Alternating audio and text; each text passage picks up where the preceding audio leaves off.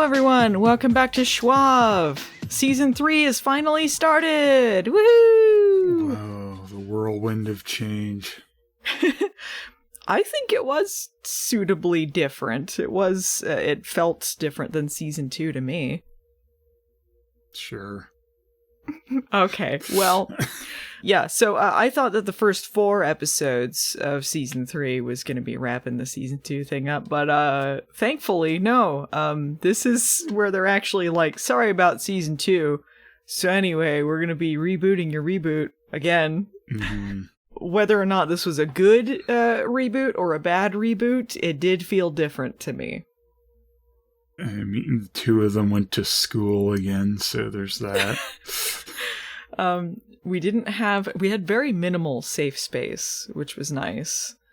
There wasn't a big focus on safe space. They weren't always in the bunker, like they had scenes in different places, which was nice. The music was different too. I did notice a lot more like upbeat music, trying to be a little bit more fun and jaunty. No Abigail in this one, so it's a bonus or +1 to its points. Pretty good, unless the possession stuff had to do with her. They did have the glowing yellow eyes like she did. Yeah, could have something to do with her. She was probably raising some sort of heckin' beast. What if it's just like her dad? Wouldn't that be a letdown if they just brought him back? Yeah. Like, nobody's missing him. Yeah, it'd be pretty bad. Well, I don't think I have, anything to say? I don't have anything to say. No, I just don't have any, extra notes. Why the hell did you do that? Well, tonight we looked at episode 4 of season 3. You can't touch this. You can't touch this. Can't touch this. It's about as silly as this episode opened. It's like, beep, beep, beep, beep. Like, I like the all dramatic recap, and then it starts off with, wah, wah, wah, they can't touch each other. It's a fresh start with COVID, so no one can touch because COVID. They aren't even keeping the safe space away from each other. They aren't social distancing at all. They're like, oh, they act like at the beginning of the episode they need to stay like, pretty much like 6 feet away or whatever. But then later in this episode, they're like almost touching each other a couple of times. They get so close. I'm like, why were they acting like, oh, you need to stay like, the room away from me? And then they're like, anyway, let's all go hang out together. Yeah, they were like, oh, I can't go upstairs until Maggie comes downstairs, stuff like that. But then later they're like, just like a few feet away from each other. It's like, you can both fit upstairs. Yeah. Like, at the end of the episode, Macy and Harry are almost touching hands. They're so close at the end. I believe it's supposed to be gradual if they slowly do it. They do say something about slowly approaching. They can sneak up on it. Yeah. There's some sort of magical allergy going on where it's like pieces, like traces of this source power from the tree or whatever is in their blood. Magic tonin. Yeah. So like if they just walk at each other real quick, it's gonna blast them away. But if they walk real slow, they get these rashes, so they just sort of like slowly, so maybe they were still getting rashes at the end, but just like they're getting as close as they could, I suppose. I find it a little weird too, like this thing is apparently like, magic magnets with the other opposite polar effect, like repelling each other or whatever, but like they can still magic at each other. Like you'd think the magic would also be a catalyst to repel them. Yeah, it's real wonky. I mean, it's obvious the reason that it's there has nothing to do with really anything that makes sense in the story. Mm-hmm. But it is what it is. Fittingly enough, because it's the start of season 3, it's 3 months later after all of this stuff, so they could start fresh. The girls are getting ready for their day, keeping their distance. Maggie's got like a curly hairstyle now. Yeah. Like super curly hair. That's the difference. It's season 3 now. I hope she keeps it. I liked it. I liked her curly hair. Yeah, she goes like, this is the year of me. This is the year of Maggie. We're gonna call it Mag Me. Sometimes I accidentally write Naggy. That kind of works too. Maggie. Very appropriate. They're all getting ready. They're keeping apart, and Mel goes, "This is gonna be a good day." And then Harry orbs in right in the middle of the group, and they all blast away. Wah wah. Pretty good. So Macy and Harry are in the kitchen, and they're explaining what's going on with people not being able to touch each other. They say that it's anyone in the magic world, basically. Anyone with magic. And as Maggie explains later, this also includes Jordan, because he's cursed by a witch. So he's also part of this. What Harry was doing when he was out was traveling to several jungles to find a moon poppy. He was having his own Jumanji adventure, as Macy's boyfriends tend to do. He finds out that quicksand is real also. Yeah, I don't know why he's surprised by that. I thought quicksand was only in the cartoons. He's like supposed to be how old? Like 60-something or older than that, and he doesn't know about quicksand? Yeah. Like, yeah, he can orb around all the Earth. You think this might have come up sometime before this. Shouldn't have really been an issue for him, quicksand. He could just orb out of it. Mm-hmm. Unless it's magic quicksand. Maybe that's what he was talking about. Like, when Harry orbs, too, like, he knows what's around, right? I don't know. He didn't seem to... They seem to be mad because he's just orbing wherever. I guess he wouldn't know where they're standing. I guess he'd be like, I'm going to orb into the living room, but didn't realize. But if he doesn't know where anyone is, he could just orb into, like, the middle of Maggie and fuse themselves together or something. Like, how dangerous is orbing? Yeah, it doesn't make a lot of sense. Like, maybe if he could, like, picture where he was going to begin with, like, in his mind, maybe he could kind of see what's there and then orb there. Maybe it would seem to, like, a little less dangerous. I don't know, sometimes they just point at something on a map and he seems to orb over there, so Yeah, I don't know. Well, the reason that he's looking for this moon poppy is because they can make a potion with it that purifies magical blood. And Macy seems to think that they can take that, and that would mean that they can touch each other again. Yeah, she's like, get your hopes way up. This is definitely gonna work. Uh-huh. We solved it in the first few minutes of the next episode. That's a huge theme in this episode, is like physical versus emotional intimacy. They're real bummed that they can't have sex. This is like the big thing for Macy. Like, she's like, we can't do it, and I'm so mad. Yeah. We've tried nothing and we're all out of ideas. Meanwhile, Maggie and Mel are going to Seattle State College. They're back in college, guys. And they explain, they throw some stuff out here that it's like, excuse me, we're actually going to need a little more on this. They're like, hey, aren't you happy the house is uncloaked? We can be the Veras again. That's cool, right? How? Yeah, like, that is a lot to skip over there. Like, you're saying their house just appeared there. No one questioned that this house that didn't exist there is just there now. And, like anyone who owned that land or anything, like, someone must own that land. This should come up, like, why is there a house on this plot now? And, like, you know, they would have to explain why they went missing and were presumed dead for, like, a year.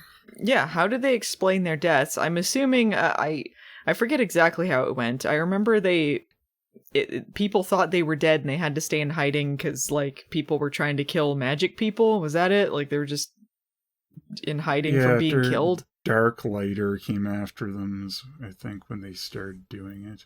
Right, okay. So, I mean, like, first of all, like, all the neighbors would be like, what the hell? Like, a house appeared overnight in this area. Yeah. And then, like... They don't own it. This house, like, it disappeared from San Francisco, too, right? So, like, wouldn't people be like, how'd this house disappear? And now you guys suddenly reappeared in Seattle with the same house.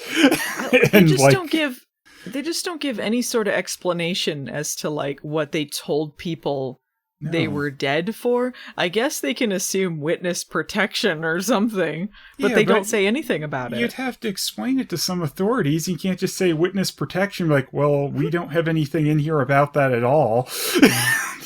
I mean, I guess if they talk to the authorities, they'd be like, well, we never found any bodies, so they didn't die to begin with. And I guess they could have said they were... Yeah, but if they just disappeared off the grid for a year and were using fake identities and then suddenly said, hey, we're back. We were just pretending and we moved with our house. They should have pulled an OG charm. Like, we were working with the FBI to catch some people or something. At least they were at one point working with the FBI and Charmed. I don't know. Assume some magic was involved for personal gain. They just wiped some minds and convinced some police officers to cover for them. Massive magic drugging for all. It's fine. That's what you have to assume, because, this makes no sense that this is just cool with people or makes any kind of sense to anyone. This gives Maggie and Mel an opportunity while they're walking to class to complain about relationship issues. Mm-hmm. Neither of them can touch their respective partners. Mel mentions Ruby, but once again, Ruby's not on screen. She's just such a non-character. Maggie is like, man, I can't touch Jordan, but you know what? Screw relationships. This is the year of me. Yeah, Mag me. Real Phoebe vibes. Yep. She really cares about Jordan, considering she doesn't see him once in this episode. Did we ever get clarification on Jordan's girlfriend, whether he broke up with her or not? Maybe she's still with him and, didn't know this whole thing happened? Yeah. Super messed up there. Yeah, but Maggie seems to not have, any thoughts on Jordan's feelings whatsoever. She's avoiding him through this whole thing, and she's like, screw relationships, this is the year of me. He didn't do anything. No. You could have stopped at she has no thoughts. She has no thoughts in her head. She's too busy fighting sexism in the class. Yeah. There's this psych professor that she has who's back from a book tour, and he's taking a student in for an internship of some sort. And he comes in wearing this shirt that says I love misogyny, and oh man, this is really subtle. He comes in with Jeff Jarrett and Deborah and Miss Kitty, and he's like, any woman even speaks to me, they're getting a knuckle sandwich. They're not getting my IC title. Women belong in the kitchen, not in the schoolroom. I can't wait to be alone with my baby tonight. So when she goes in to see this this professor, he's doing a lot of microaggressions.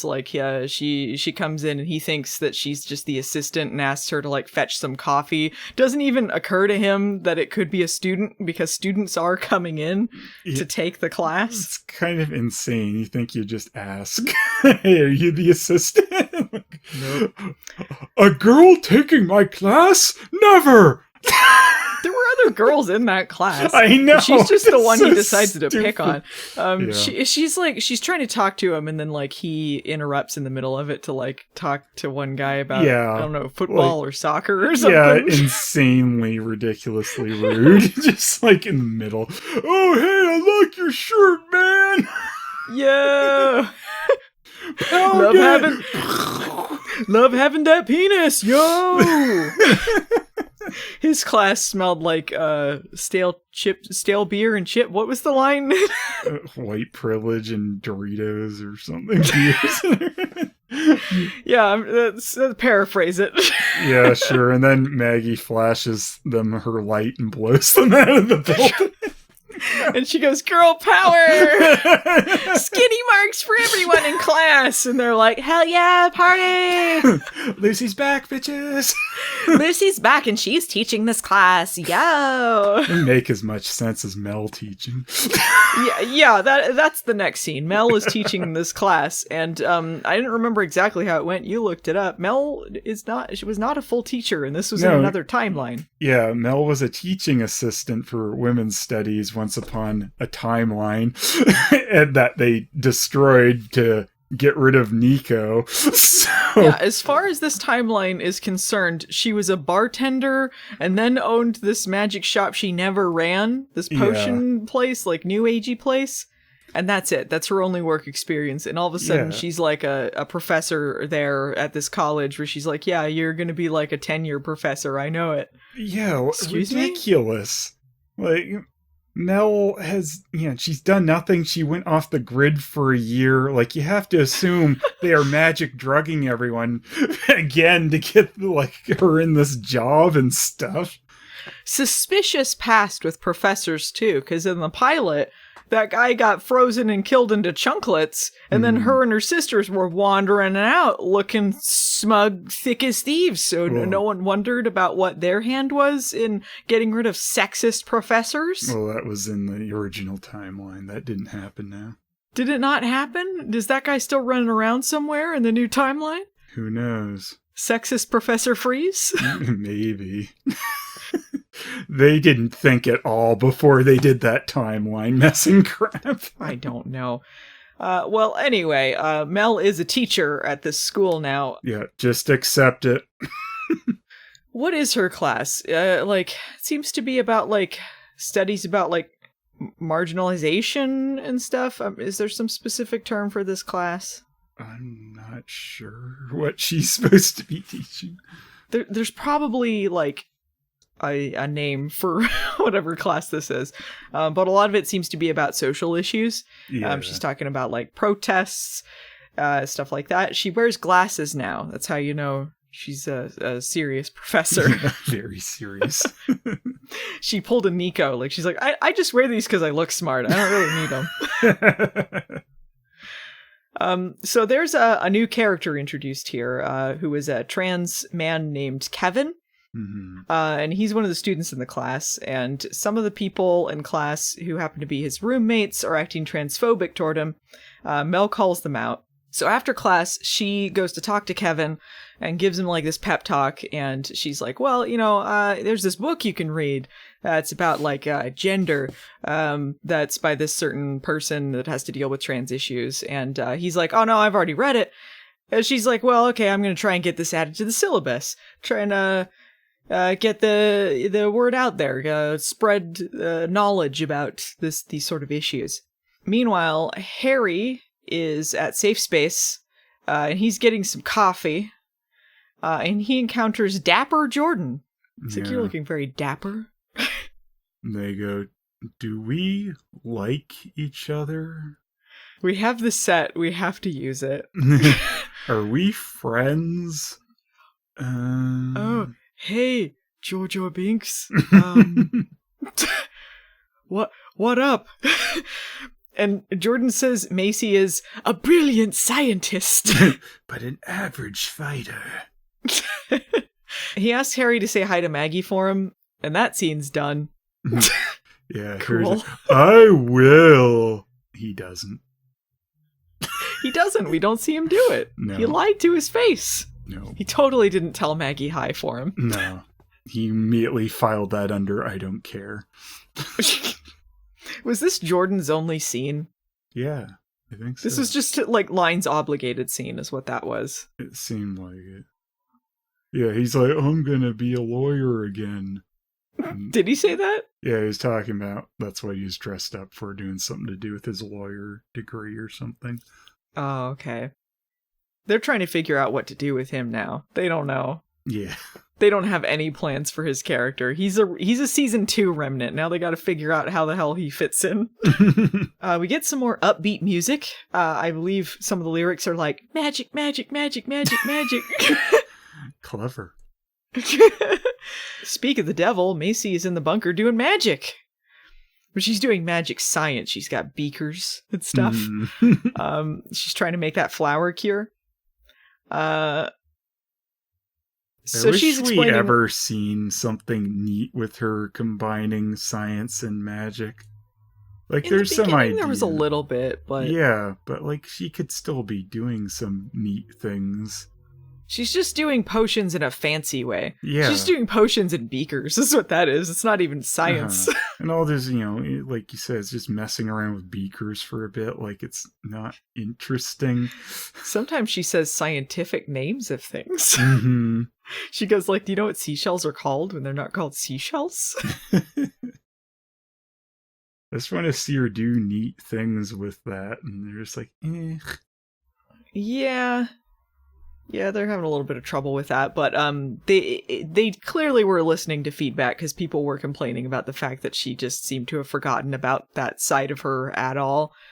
Harry even says a line in there somewhere in the episode about how he's happy that she's taken an interest in science again. The colors, children. She's explaining a little bit more about the allergy they have, this magic allergy. The tree and the source combining together left trace elements in their blood, which causes them to be repelled from each other. Yeah, they are pretty repulsive. They're being really schmaltzy about it, like, everything's gonna work out, and we're gonna go to Paris, and we're gonna have a romantic time, and it's all gonna be great. We're not setting ourselves up for disappointment. They take the potion, smash cut to Macy going into the house with magic hives, pretty pissed off. Everyone tramples into the house angrily past Mel, who's reading the book she was talking about. They all left the door open like a bunch of barnyard animals. That really annoys me. I feel like in media they do that a lot. Like they just walk into a house and don't shut the door behind them. Like it always irks me. It's like, who does that? That bothers me as someone who owns a cat. Yeah. Because like I'm like she's gonna run out the door if someone leaves that door open. Mm-hmm. Gives me anxiety. Shut the door. Yeah. Like no one goes into their house and just leaves the door open. You'd be a jerk. Right? And Maggie does. Like Maggie she's the last one who comes in this little train of like slightly spaced out people coming home and just leaves the door wide open. Mm-hmm. Then Mel gets I guess I'll close the door. Yeah, she goes to close the door and she notices something seems suspicious, something seems off. And then there's this hilarious zoom into her mouth when like something possesses her. And that's when she screams, "Saga!" What? Saga commercials, they like zoom into the mouth really quick like that. Saga! Might as well have. It looks stupid every time. This is how they do the possession every time. Yeah. It's ridiculous. I guess she just goes to sleep after that. She doesn't think anything of that. And we get a bunch of shots of the girls asleep as some creepy music plays, and then Mel wakes up with some yellow eyes. I don't know why there was some time between this. It didn't seem like with the other girls there was like that spacing between being possessed and then going and doing whatever the possession was making them do. Yeah, I don't think so. Because it's like she's possessed and she's like, oh, that's weird. Might as well go to bed. Yeah. Wait, there was something I was going to do. Oh, yeah, I was going to close the door. Oh. And then she gets to the door and she's like, what was I here to do? I don't know. Goes to bed. And zoom into her mouth again. Ah! The thing possessing her is like, oh, come on. Was I supposed to dig up some bones? No, I was going to go to bed. Oh! Damn it. Might as well have possessed George or Binks. I'm a lawyer. Lawyer powers activate. So Mel is in the woods digging something up with yellow eyes. The next morning, she wanders into the kitchen, doesn't remember anything that happened. Maggie's there. Maggie's complaining about her sexist professor. And she's like, you know what I'm going to do? I'm going to silence him with excellence. I'm just going to be so damn good at this stuff that he's going to get over his sexism. Mel's like, yeah, tell me how that works, Jeffery. Yes, however that works with that white man. Let's just kill him. She really seems to have let go of a lot of her anger in the beginning. I did notice a shift in this episode back toward social issues, which they seem to be mocking more than actually talking about in season 2. They seem to be making somewhat of an effort to address things. I guess. They're not saying anything great yet, but maybe. Yeah. So far, it doesn't seem like they're being like... They're not being hateful about it. There's that. Yeah, the tone seems much different. So far, I didn't notice anything in this episode that seemed like overtly stupid about it or like overly clunky. Some of it was a little, but... I thought the misogynist teacher was a bit on the nose. Yeah, but not like anything too ridiculous. Yeah. Maggie notices some mud on Mel's face. She thinks it's a mud mask, as if mud mask is literally it just looks like mud. Yeah, she just threw mud on her face. Yeah. Hey, maybe you shouldn't throw dirt on your face or you go to bed again. Mel's just like, that was weird. I don't remember putting mud on my face, but oh well. I guess I did. Yeah, I do crazy things. Crazy mud face Mel. That's what they call me. I probably went to go shut that door and just threw my face in the mud and went to bed. I sleep mud masked. Cut to Macy in bed being mopey. Harry gets back to being the sister's cook by bringing her Paris breakfast in bed. And Macy's like, I can't even with you right now, Harry. She basically does. She's like, I'm not in the mood, Harry. Yeah. She's like, I can't deal with this. I can't act like we can't have sex. Yeah. Everything's not cool. There's no touching. No touching. Like Arrested Development. No touching. Come on, you douchebags! We're all on the same team! So she runs out like a big baby. She does that in a few scenes in this episode. No, she doesn't. That's later in the episode. Harry's like, hey, don't act like a baby. I got an idea that's going to fix everything. What if we just try? Oh. Meanwhile, Maggie's sexist professor. Yeah, I don't know what this... I guess it's psych class. She said it's a psych professor. They're talking about intimacy. Maggie is asking, like, if a relationship without sex can exist, debating about that. She's interrupted by Sport Dude, who asks, like, hey, how come you're alive now? I thought you were dead. Something doesn't add up here. Shut up! Can't someone just disappear for a year and then go, hey, look, I came with my house to another city. It's not weird. She goes, shut up! Shut up! Shut up! With her snapping like that, the professor's like, hey, don't be so rude, Maggie. She is very upset over this and has another panic attack, so she runs out of the class. That's, I guess, just her thing now. Just her thing. It happens like a little too much. I'm glad that it's not something they just forgot about, like they're keeping it as something that's part of her character. I think they just need to be a little bit choosier, because it kind of seems like it's happening every episode. Yeah, I don't know, getting annoyed by something in school seems a bit quick to just have this happen. I mean, I think it could happen. I think, like, stress like that could trigger a panic attack. Like, everyone's triggers are different, so I don't know. I just think, like, story-wise, like, it's just, we've seen it now, so we kind of need to, like, be a little bit choosier about when it happens, I think. I just think it makes more sense to be more overwhelmed, but I mean, yeah, maybe she's just, everything panic attacks her now. I don't know. Sexism is her trigger. Sure.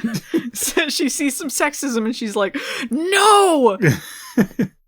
Whatever happened to women supporting women? My teacher's a dick! Ah! No one stood up for me! Women supporting women!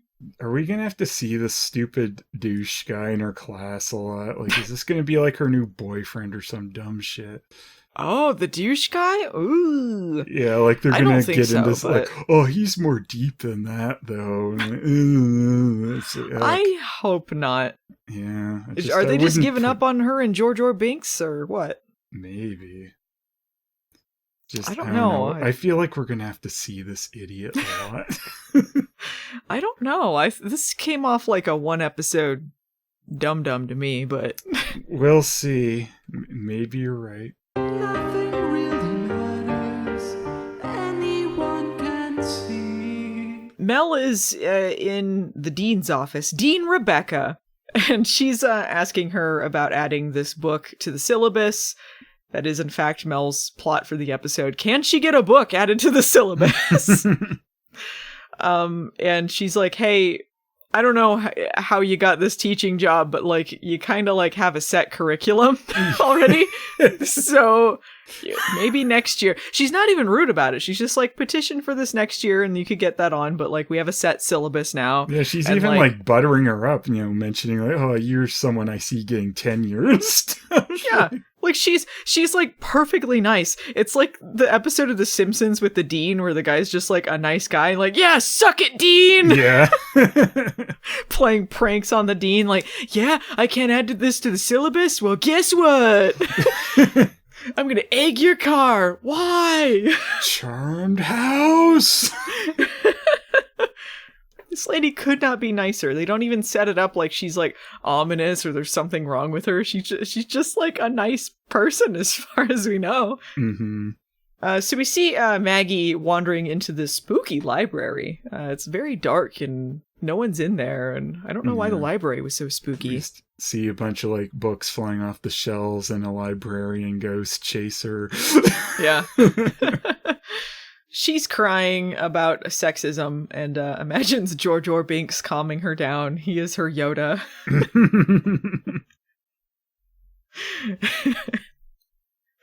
Calm down, you will. Sexism you will end. Kill with excellence you will. Very good, Yoda. Thank you. Make cupcakes on Cupcake Wars. Hotel Transylvania cupcakes. In jokes. You mentioned the cupcakes. What? So you mentioned the cupcakes. I know. We refuse to explain this to the audience, actually. You're just going to have to keep wondering what that's about. So there's a hilarious zoom in to Maggie's mouth. She gets possessed. Don't wanna be repossessed. Repossessed. In the bunker, Macy is scraping some skin flakes off or something. I guess. Is it supposed to be from her, like, magic rash or something? It wasn't really clear. Really strange, just the scene starts and you see a blade by someone's wrist. You're like, Yeah, they didn't really explain it that well because it didn't seem like these magic rashes were, like, flaky or long-lasting. It kind of seemed like after a few hours they were fine. I guess she had to chop them off. I don't know. Well, she's scraping them into like a vial or something because part of Harry's plan is that they use the same spell that they used to analyze Jordan's curse to analyze their skin flakes or something that will help them try and figure out how to end I don't know. It's all sort of word salad to me. Why the hell did you do that? It's not working and Macy gets mad and gives up, runs out of the room. That was what I was thinking of. This is when she goes, ee-hee-hee-hee, and then runs out. But Harry finds the spell smoking. It's smoking! Just smashes through the wall and he's like, look, a tablet. Yep. That's how it went. What's up with like Harry and Smoke? Smoke seems to follow him around, doesn't it? Yeah, for a second I thought, it was going to be old Jimmy. Yeah. I think the Smoke aesthetic is something like that's a holdover from Supernatural because they had all the like smoke demon stuff going on. Maybe. I feel like it's influenced by that. I thought Harry might think this was Jimmy's ass smoke and he's like, oh, I'm gonna smoke it! Your ass is grass, Jimmy, and I'm gonna smoke it! Yeah! Put it on his shirt! Your ass is grass, and I'm gonna smoke it! Yeah, that won't be acknowledged again. That whole thing was a waste of time, wasn't it? Stupid James and his dumb peach. James and his giant smoking peach. Yep. Well, okay, yeah. Inside the wall that exploded because of the smoke spell, he finds a convenient tablet with a bunch of ancient emojis on it. What could it mean? Hmm.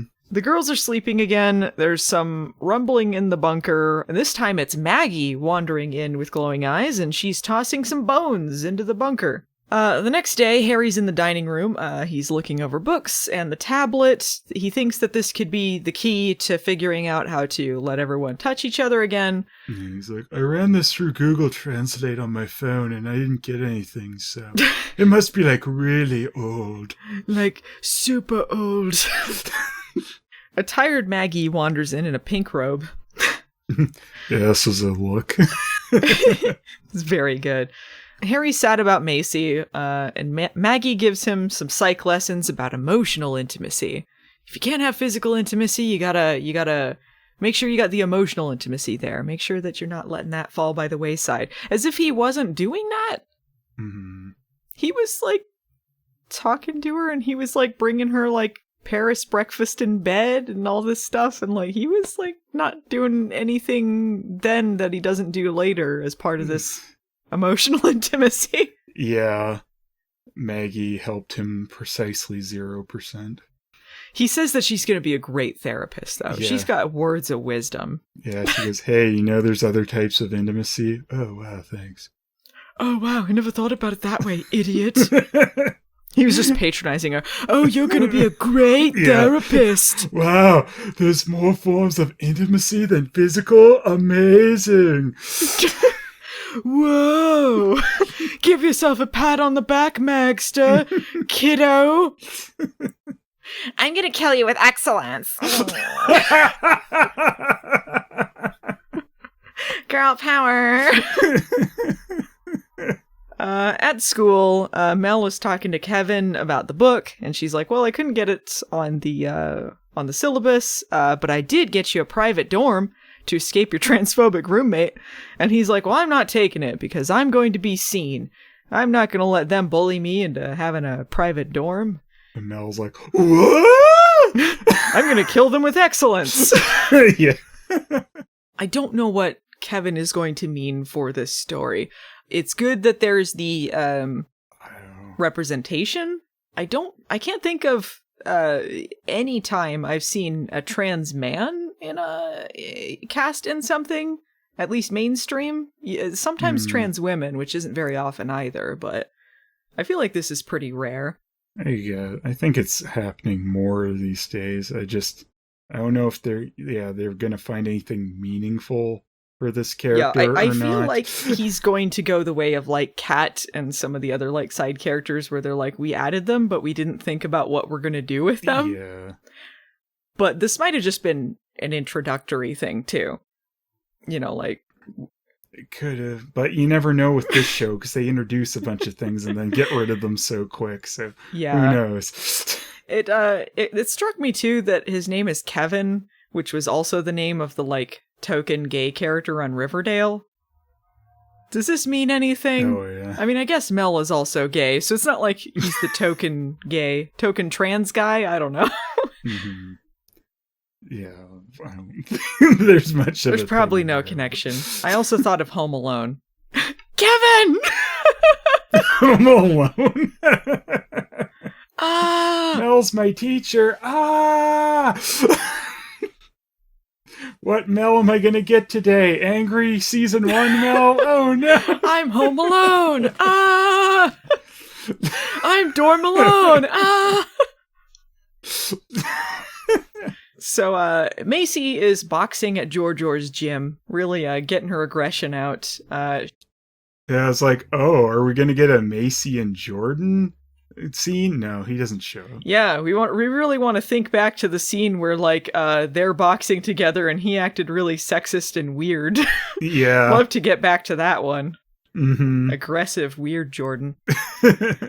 No, this is just to see her get a stupid mouth zoom possession. Yeah.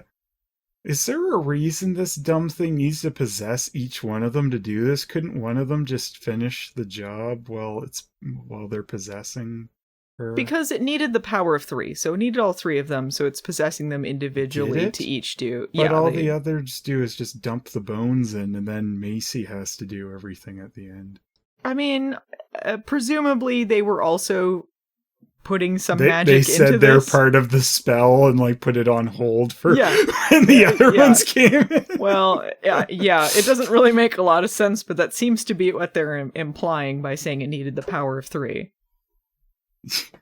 Yeah, that didn't make a lot of sense because all the others, like, unless you can put a spell on pause, like, and pause, wait for the next one to come by and finish the spell. Is it like a VHS tape? If it's paused for a certain amount of time, it'll unpause. Like you got like a little bit. Need to speed this up. Tape's getting worn down. Cut to Harry in the attic, wondering why Macy isn't answering his texts. And then he goes to check the rest of the house and realizes she isn't home. So he was like texting her at home and then didn't go to check where she was. Like he thought she might have been home, but was texting her. I mean, I guess with this dumb no touching thing on them, maybe you would text around first. Maybe he was just giving her some space. Yeah. No. But I mean, what's weird to me is like he goes to her room and all her lights are on. Like, and she's not home. And I guess she never came home from boxing, so why were her lights on? She left him on all day, was not conserving energy. Yeah, like these stupid charmed ones like have all this money to waste on all this thing. We don't need to close the door, screw the heating bill. Like, how are you paying for any of this? You moved your house here illegally. Considering Mel is the only one of them with a job at this point and it's teacher's salary, they ain't making enough to be paying for all this shit. Yeah, and we also were noting earlier that I guess like Maggie said, "Screw my job at Safe Space." That's over. Oh well, nothing of value was lost. No, except her income. I mean, to us. And yeah, I mean, I want to see it, but it just seems ridiculous to be like, I have this job and like I'm an assistant manager or something. Like, okay, so it's like, you know, you feel like you're trying to do something with this, and anyway, it's gone. We're not even going to mention it like with a passing line, even. Because you don't need a passing line for that. You can have a passing line for, hey, we came out of hiding with the house and everything's cool. Well, what do you know? It's not every day you see the stupidest thing you've ever seen. So all this is happening in the middle of the night. Mel and Maggie are in the kitchen, and they're like, hey, were you having a dream about digging up bones in the middle of the night? Yeah, I was too. I think we were digging up bones in the middle of the night and casting spells in the bunker. Yeah. Oh, what a boner. It seems weird that if they remembered this dream and then the next day they woke up and they're like, wow, I'm super tired and I got mud on my face. You might wonder like, oh, did that actually happen maybe? Yeah, you'd think that would have passed Mel's mind first. Like, And then Maggie has like twigs in her hair. Like, I didn't just throw mud on my face. Maybe I was digging up bones. Maybe there's something to that. Harry comes in and says that Macy's missing, and they're like, oh, she must be doing that same thing, digging up bones, and then going to the bunker to cast a spell on it. Maybe we should put a stop to that. Just thinking Mario's missing now. Macy's missing! Find some worldly clues to find her.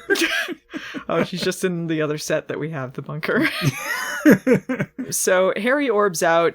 The other two are left to drive or run or whatever they do to get there. Yeah, I didn't know if they drove together. Can they fit in a car with this no touching spell? But I mean, the no touching spell seems... Maybe if someone's in the back seat. Maybe they like snuck up on each other and they're just getting mild rashes driving next to each other. They both jumped into the car and they're like, ha, we got in there before it noticed.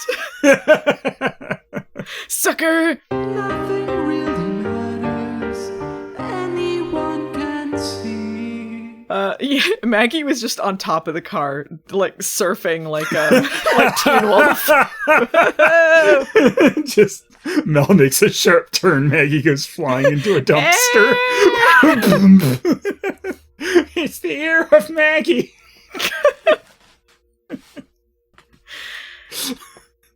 Macy is casting a spell on the bones, making a smoke tornado. Harry runs in, tries to get her to wake up. The other two manage to get there, and Harry is gone, and Macy isn't possessed anymore. But luckily, they find the book open, their magic book, and it's on some body restoration spell. Really lazy on the part of the whatever's possessing them, because, like, first of all, if it knew the spell was a thing, why does it need their book open to do it? Mm-hmm. And then secondly, like, why did it leave it open? Like, what a dum-dum. Does the smoke thing need to read that? Yeah, it's oh damn it, what's the next step? I'm running out of time before the spell unpauses. I need to Macy checks Dora's magic map to find Harry. They end up in the woods somewhere because it's easy to film there, and they find him wounded on the ground, but no one could touch him. So cool. Yeah, really thought this through. They need a normal person friend who doesn't have magic. That's why they need Nico to be there. Nico could have done this for them. Yeah. That would have been really interesting. Like, oh, people with magic are kind of powerless, but people without magic can do more than they can. Nico's like 7 seasons ago, or whatever, however many seasons within seasons we've had on this show. Apparently they can still cast spells and do magic on each other, though, because Macy uses her, like, telekinesis to, like, move his shirt aside to look at the wound. Yeah. And, just from sight, she says his wound looks septic. I feel like that's not right. Septic. Can you tell if a wound is septic just looking at it? I don't know that. Maybe there's something to, like, how the blood looks. It certainly doesn't look any different than any other wound to me. Mm-hmm. It's just an excuse to be like, oh shit, we need to do something because he's infected or something. So, oh right, that moon poppy, we still got that. It's a blood cleanser, so we could use that to help heal him, flush it out of his system. So Macy is like telekinesising her the potion vial to his mouth, while the others like she orders Maggie and Mel like, go make whatever it is pay. Yeah, it's lucky all he needed was a potion dumped on him to instantly be okay. Otherwise, this would have been a bigger issue. Just when he was kidnapped, I was just like, again? Mm-hmm. Like, why does Harry keep getting kidnapped or taken by monsters or almost killed? Like, no luck Harry at all. Go get him, girls. Go make him pay. Look, I can only stand being around you two for like so many minutes within an episode. Get away from me. Miss Bossy Boots. But they go do it. They're like, yeah, boss. they run over and then they're like, it's a big monster. They see this like blurry yellow-eyed monster and they're like, shit. So they like run away because what the fuck are they gonna do? They're running out in the woods in their pajamas like, oh. Yeah, pretty funny. So Macy's healing Harry while they're doing that. Once that's over, she just runs over and actually does something useful. She uses her powers to hold off the monster. Maggie keeps her calm because her powers are very useless in most situations. Yeah, we get a good look at the monster. It's like some CG looking thing from a video game or something. Yeah, like it kind of looked like a rejected Resident Evil monster or something. Like it was like, it's alright. That was too close. You were almost a Jill sandwich. Yeah, it is okay in design, but not what they did with it. Well, I'm presuming there are more of them and there's other things to do with it. I guess, but I mean, shouldn't we be a little scared of this thing? Like, I know they immediately blow it up. Yeah. They blow it up into goopy gray silly string. So I'm like, well, okay, that's not very scary. Like, oh no, there's this new creature thing. Oh, we can all just hold our hands up at it and then blow it up. Yeah, they did the same thing with the Uber monsters or whatever from last season. Immediately after it's introduced, they kill it really quickly. And it's like, shouldn't you feel they're in danger or it's difficult to get rid of them? Yeah, like, at first I thought, like, is this the thing that opened this thing? Like, it did all this and then it just gets blown up, but... Yeah, I guess they've opened a portal is the big thing, so more of these things can fall out, right? Is that what that is? I guess. I don't know. It left behind this like glowing pentagram looking thing on the ground. And we see like a hole open in the air again later, and something else comes out. Yeah, something that that presumably whoever or whatever they were resurrecting or restoring the body to, that's what came out of the crack in the end. Yeah, at first I thought it was this monster, though. Like, this is the thing they resurrected, and then they just blow it up. Yeah, I'm not quite sure. I don't know. I'm not really clear on exactly what it is, other than it's supposed to be old or something. Yeah, some old. It's tied into their like magic rashes too, in some capacity. Yeah. Like this creature too, like comes in with some really old-fashioned ideas and says, like, "I agree with your teacher, Maggie." She's like, "Oh my god! Oh my god! Oh my god!" George or Binks, help me out! Hey, remember, breathe. Oh, yeah. Girlfriend I have. George or Binks. like he's George or Binks, but he's Yoda. He's George or Yoda. They're the same character. I feel like doing the Jar Jar impression for him feels kind of racist. There's something racist about it, and I don't like it. Yeah. No, I mean, I don't need to really be reminded of what Jar Jar was like anyway.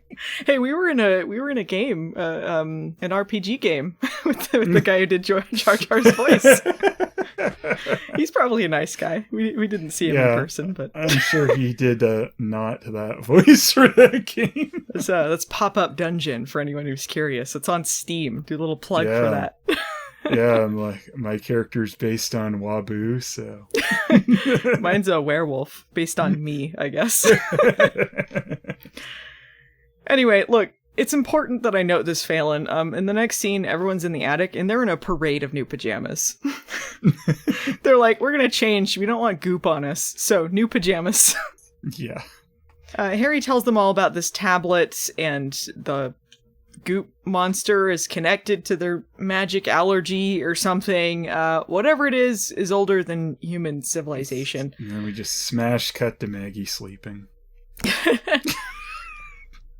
I feel like there's a lot of exposition dumps that, like, I really wish that they did them in different ways. Granted, it's kind of hard because I'm trying to keep notes on, like, everything, so sometimes I have to go back over stuff, or it's hard to keep track of everything.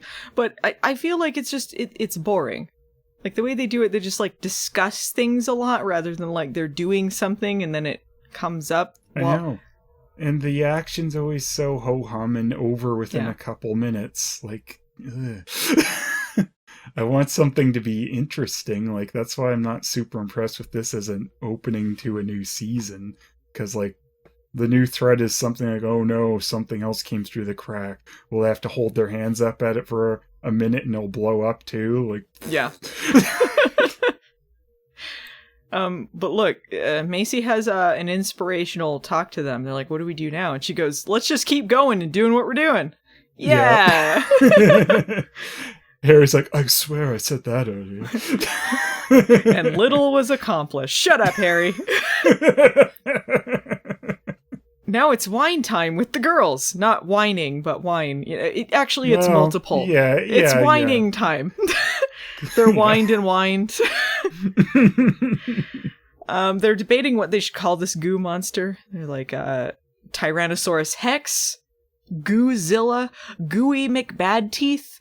Yeah, that was Maggie's suggestion. Yeah, that was Maggie's suggestion. Mel settles on Chupa Alma, the soul sucker. So that we can officially have a name to add to the wiki page so people know what to write down. They're the Chupa Almas.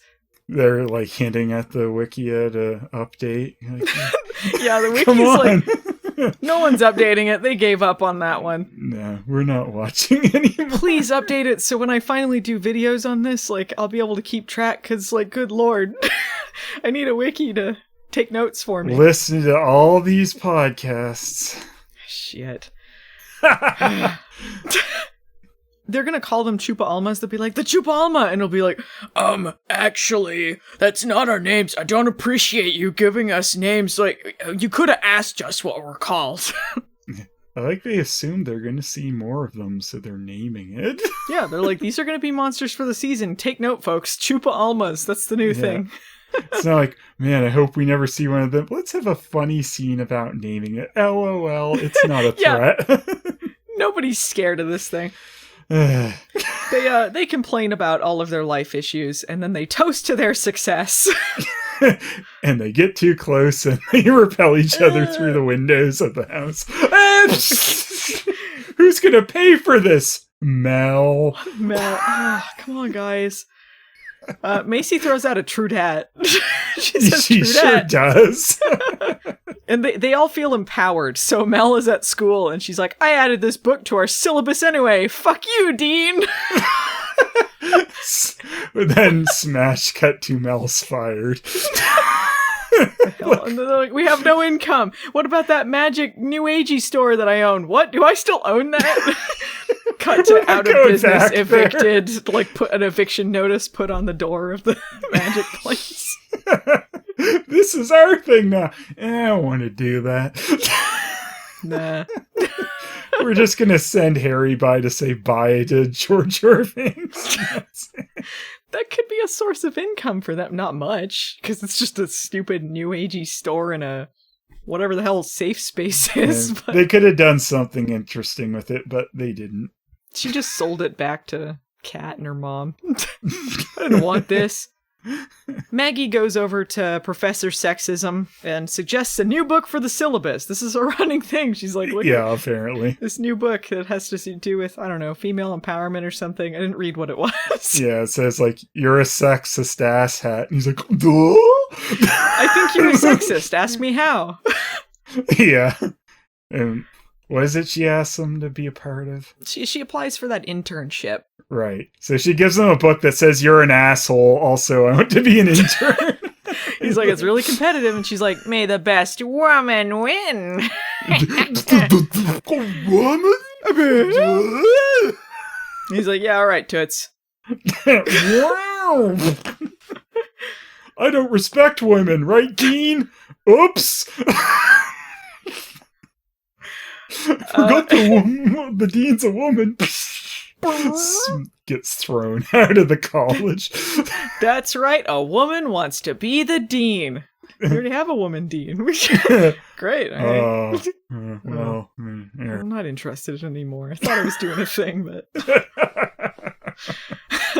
Whatever happened to women supporting women? Well, add this to the syllabus, Dean. all right.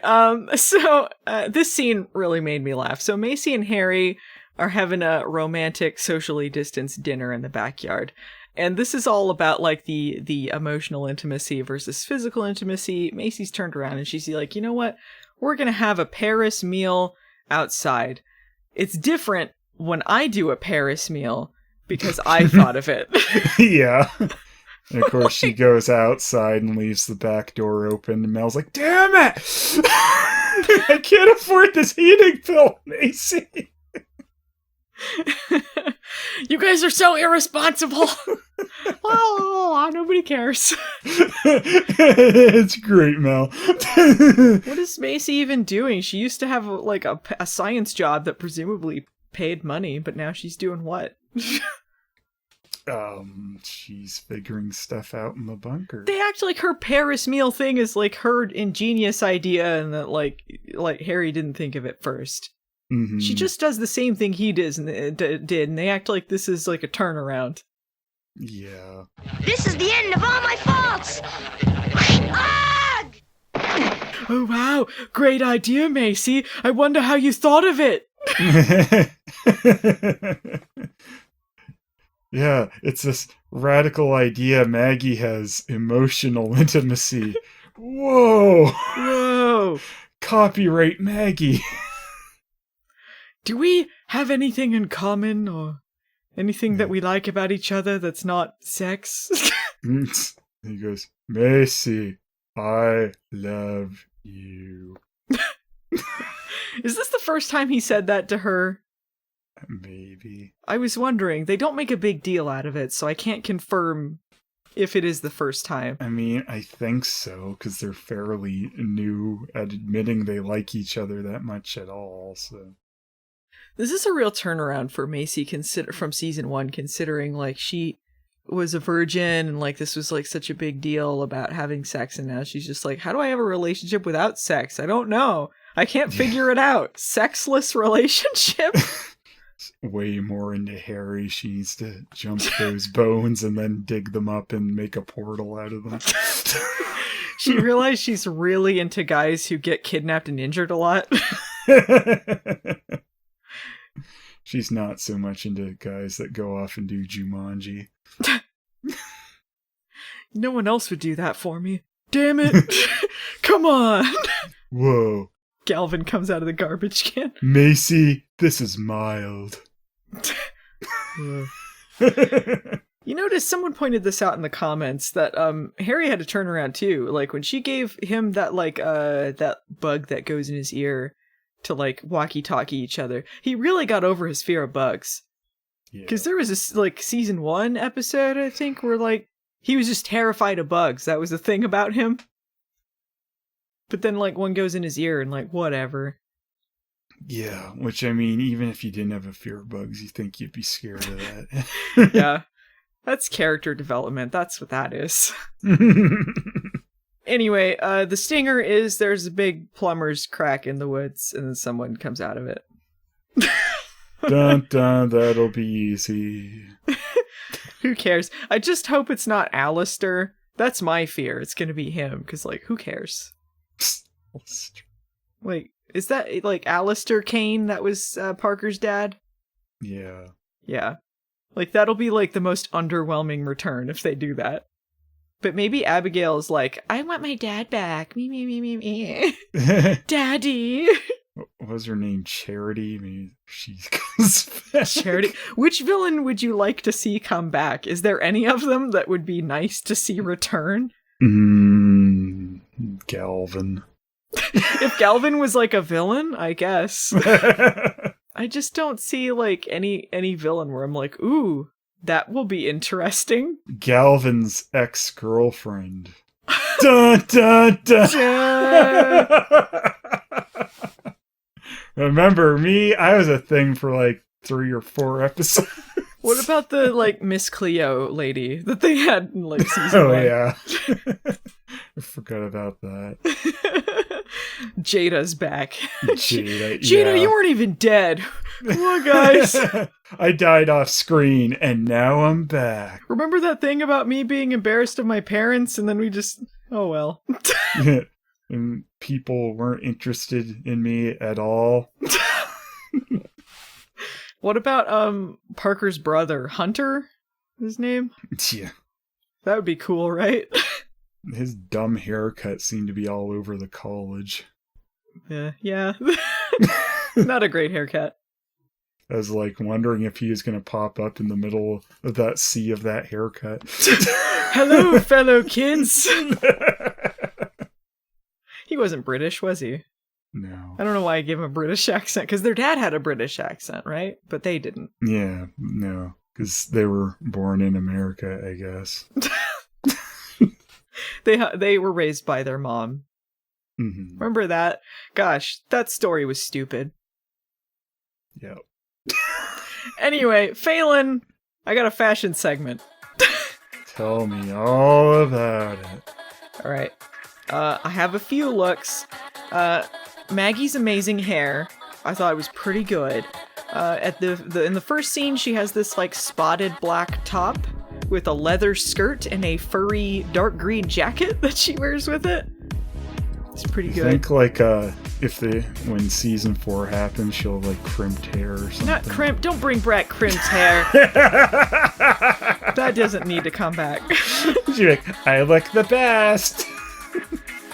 Later on, she also her pajamas are like skulls and roses. There's also a good Macy shirt in this. She has like this muted tie-dye shirt with these like, it looks sort of like a faux corset. Like it's not really a corset, but it's shaped that way, and it's got these buttons down the front. Thought that was pretty cool. And that's it. Oh wait, Harry's jeans. Let's remember Harry's cool jeans. Whoa. I can't tell you anything about those jeans. They sure were jeans. Phelan, who's your Margoyle? Margoyle. It's probably gonna be Mel. Yeah. Because, I mean, it's ridiculous she got this teaching job in the first place since she was a teacher's assistant in another timeline.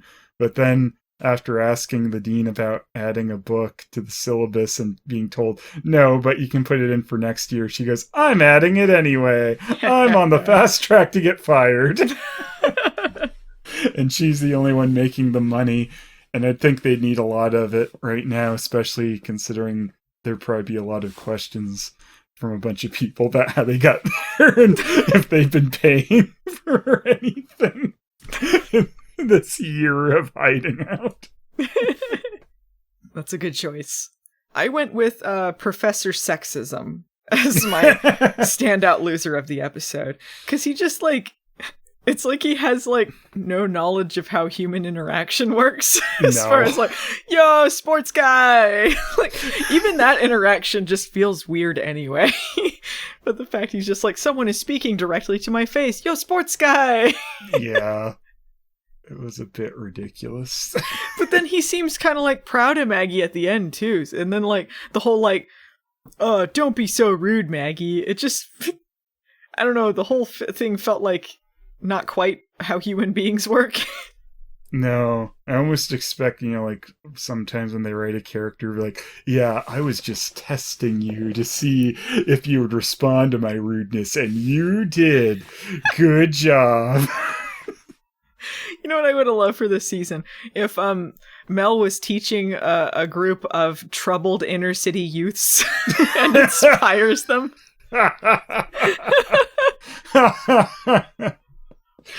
She'll teach them all to give them Mel.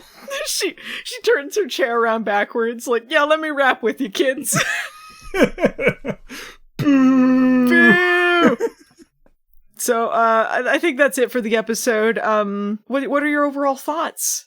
I don't know. I mean, I guess thinking about it, it's slightly better than what we're getting in season 2 / the beginning of season 3 ending season 2. But I'm not impressed because like all we've seen is a start of yet another storyline for this show, which could go anywhere. It could be something that means something, or it could be ended within episode 5 or whatever you want to call it, whatever is the real 5th episode of this technical half season or whatever. Oh no. And like making the new bad guys get killed instantly is not impressive, so overall not looking forward to anything. Yeah, it was livelier. And I enjoyed that it was livelier, and it did feel like they were taking some notes. So there's that. And it did feel like there was a bit they were trying to be a bit more joyous in some part. Joyous is not a good word for it. They were trying to not be so depressing all the time. Mm-hmm. But the thing is, I'm tired of... I've done this on the podcast a lot. I'm like, they've rebooted things, and let's see how it goes. I think it's going in a good direction. I feel like I've said this so many times. Until they earn it, like, I'm not going to say that it's good. I'm going to say this was another reboot, so we can't really tell. But if it stays like it was in this episode, it will be better than season 2, but it still won't be as, like, fun disaster as season 1 was. And season 1 I wouldn't call great television either, so this show is still not, like, risen to, like, wow, this is something I want to watch. Yeah, like, this show needs to have some fun with the idea of magic and magical creatures and stuff again. Like, at least in season 1, I think there were a couple episodes sort of like that. Yeah. After recording the last time with Peter, he asked us, like, he's like, is this one worse than normal? Or like, it's like, no, this is what the show's like. Like, it was that bad all the time. Technically, that was them trying to do a season finale too, and like, it was that lackluster. That was the season-ending twist, like, oh, can't touch this. Yeah, like, they were put into a shitty position, and that they're wrapping up a season and then starting a new one very quickly, and during COVID. So they had like a lot of things that they had to deal with. But the fact that I didn't even know that was supposed to be the actual finale, I thought that they were going to wrap stuff up this week. Like, I don't know, like, it didn't feel like that. It felt like they were just getting rid of things, and it was a waste of time. Like, season 2 was a waste of time. Mm-hmm. Yeah, like, if you don't like how a story's going, like, I feel like some good shows can turn a negative into a positive at least. Like, yeah, this sucked, but maybe we'll do something with it. At least make it worth the audience's time in a way before we wrap it up and do something else. Mm-hmm. Not just like, it's done anyway. Here's this. So, I don't know. What is everyone thinking on this? Let us know in the comments. Are you watching the show? I feel like we get a lot of comments where they're like, I just watch it to listen to this podcast, or I don't even bother anymore. I just I get the news on what's going on and Charmed from this podcast because I just gave up on it. All right, I think that's it for this week. If you guys enjoyed this podcast, I'd appreciate it if you gave us a like or subscribed or reviewed wherever you're enjoying this podcast on. We got another iTunes review that was very nice, so that's cool.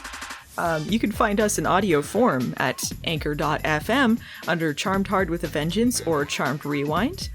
You can find us on YouTube under youtube.com/movie nights the series or youtube.com/Phelan. You can find us on Patreon at patreon.com/movie nights and patreon.com/Phelan. Thanks to Peter Hunter for editing the podcast for us. You can find him on Twitter at PretorHunter. What hashtags, Phelan? Hashtag Mr. Misogyny. Oh, that's so good, though. I was going to say Professor Sexism, but that one's better.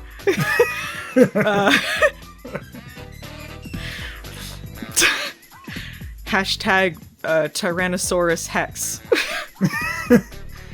Hashtag Carman Class. Yeah, and that one's stretching it, Phelan. Hashtag stretching it, Phelan.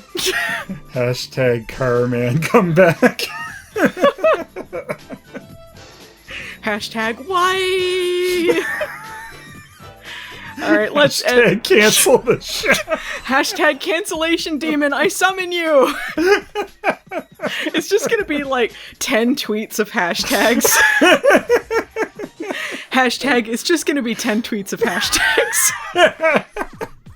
Hashtag charm sucked.